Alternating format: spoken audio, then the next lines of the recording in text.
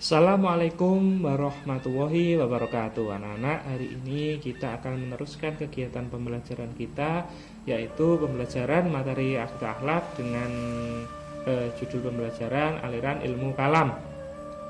Kita lanjutkan. Kalau kita kemarin sudah membahas aliran yang Khawarij dan seterusnya, hari ini yang kita bahas adalah aliran Mu'tazilah. Apa itu Mu'tazilah? Kemudian apa itu doktrinnya dan siapa tokohnya? Mari kita bahas bersama-sama dalam kegiatan pembelajaran ini. Oke, yang pertama adalah sejarah dari aliran Mu'tazilah ini ya. Lahirnya aliran Mu'tazilah tidak terlepas dari perkembangan pemikiran ilmu kalam yang sudah muncul sebelumnya. Yaitu maksudnya adalah sebelumnya kan sudah ada aliran Khawarij, Syiah, Qadariyah, Jabariyah dan Murji'ah. Kemudian aliran ini berkembang dan akhirnya hilang, terus digantikan dengan aliran Mu'tazilah. Oke, lanjut.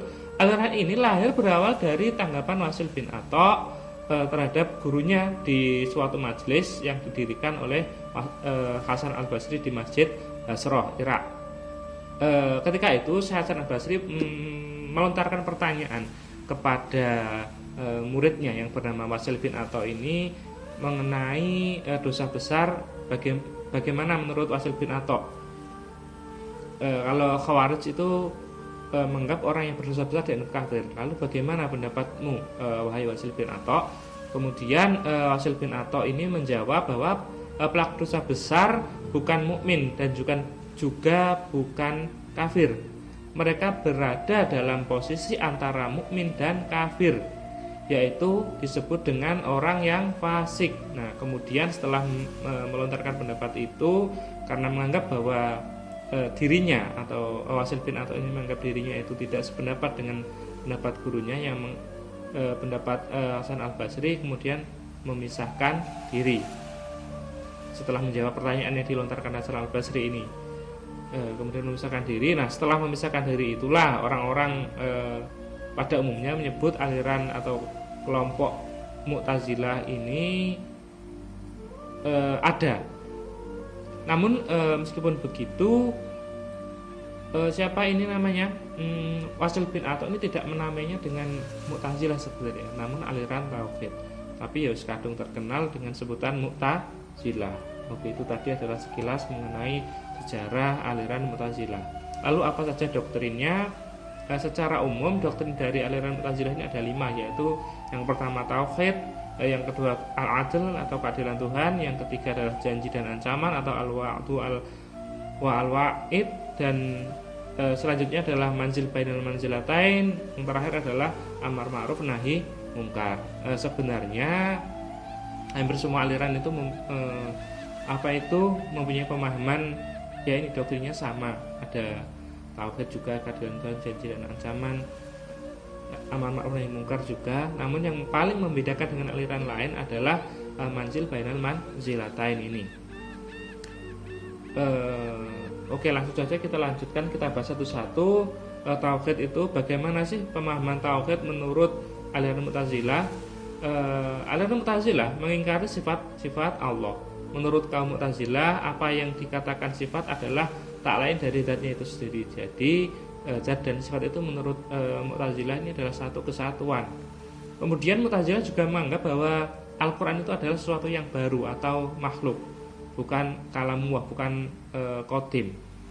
Selain itu, tauhid Mu'tazilah yang ketiga juga menganggap bahwa Allah di akhirat kelak tidak dapat dilihat oleh panca indera manusia, karena Allah tidak dapat terjangkau oleh panca indera manusia. Itu adalah 3 ajaran tauhid dari aliran Mu'tazilah.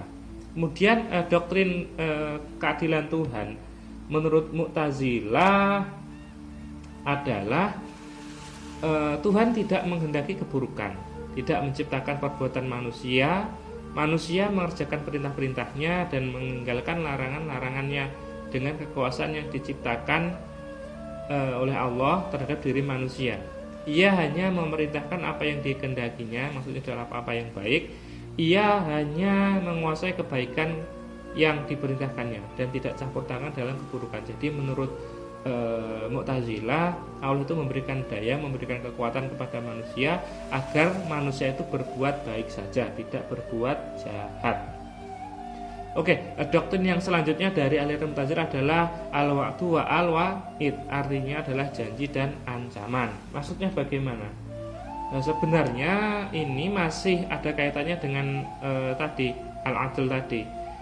Jadi Allah itu memberikan daya kepada manusia, kemudian Allah memerintahkan untuk berbuat baik. Namun pada prakteknya kan manusia berbuat buruk juga toh. Nah, ketika manusia itu berbuat buruk, jadi Allah wajib untuk menghukum manusia dengan hukuman berupa neraka. Namun apabila manusia berbuat baik, Allah wajib menempatkan manusia itu di surga. Jadi menurut Mu'tazilah, amal itu menentukan nanti di akhirat kelak manusia di surga atau di neraka. Ini sangat berbeda dengan Ahlussunnah yang menganggap bahwa surga atau neraka itu adalah hak prerogatif dari Allah.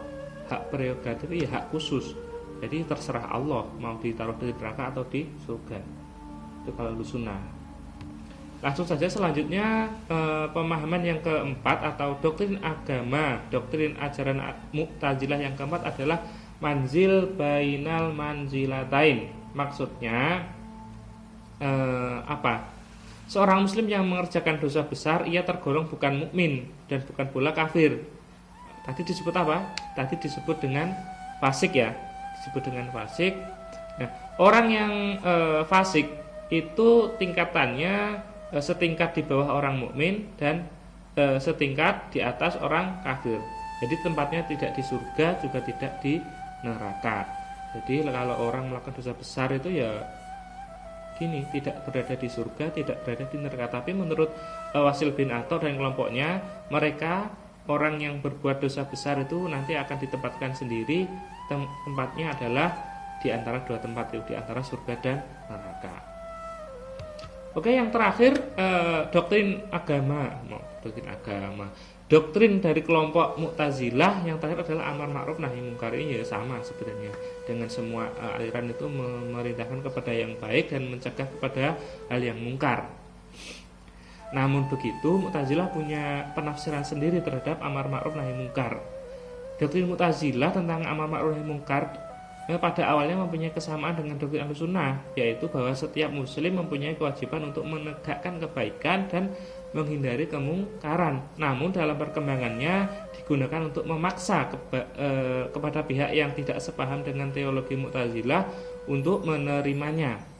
Para ulama yang dicurigai tidak sependapat dengan aliran Mu'tazilah diintegrasi dan dipaksa untuk menerima pandangan teologinya, khususnya tentang kemakhlukan kalamullah. Inilah yang dinamakan dengan al-mihnah. Maksudnya itu pokok kalau tidak sepaham dengan orang-orang Mu'tazilah zaman dulu ya dibunuh, tidak perlu dikasih hukuman. Oke. Di antara ulama yang tidak sependapat itu kalau tidak salah adalah Imam Ahmad bin Hambal. Imam Ahmad bin Hambal ini adalah golongan Ahlussunnah yang menganggap bahwa Al-Quran itu adalah kalamullah dan Allah itu bersifat. Ini sangat bertentangan dengan pendapat siapa? Kelompok Mu'tazilah, sehingga beliau di penjara atau diasingkan di dalam penjara. Oke, mungkin itu saja apa yang kita pelajari hari ini, yaitu aliran Mu'tazilah. Kesimpulannya bahwa aliran Mu'tazilah ini muncul berawal dari sebuah majelis yang didirikan oleh Hasan al-Basri. Nama tokohnya adalah Wasil bin Athor, kemudian mempunyai ajaran 5. Silahkan nanti apabila sampean setelah penjelasan ini tidak paham atau kurang jelas, bisa ditanyakan di kolom komentar. Dan jangan lupa membuat catatan atau semacamnya di dalam buku tulis kalian ya, sebagai tugas hari ini. Dari saya sekian. Wallahul muwaffiq ila aqwamit thoriq. Assalamualaikum warahmatullahi wabarakatuh.